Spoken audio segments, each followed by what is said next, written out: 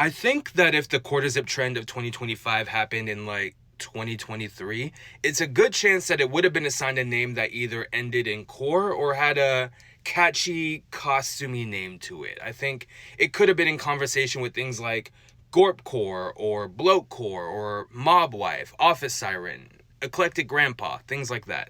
But those fashion trends and the names of those fashion trends in particular were often met with pushback, right? Largely because of the perceived inauthenticity or the costuminess or something you might call performative today.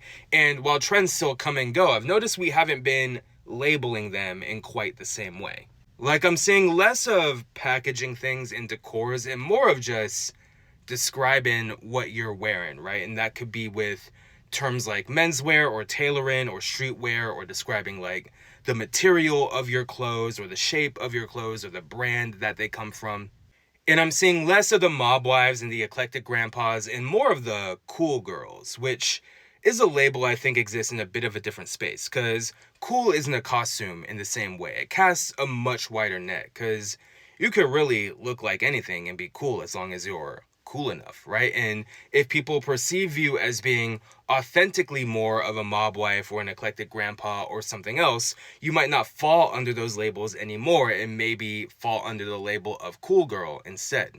And I think the quarter zip trend can be seen as a continuation of this, right? We're not packaging the quarter zip into like an office core or a rebranded office siren, a rebranded norm core. You're just a quarter zip dude, right? We're just describing what you're wearing. And of course, you might associate the quarter zip with certain things. You might assume someone wearing a quarter zip works at a certain place or is interested in certain things, but we're not using those things to give a catchy name or a catchy label to this trend.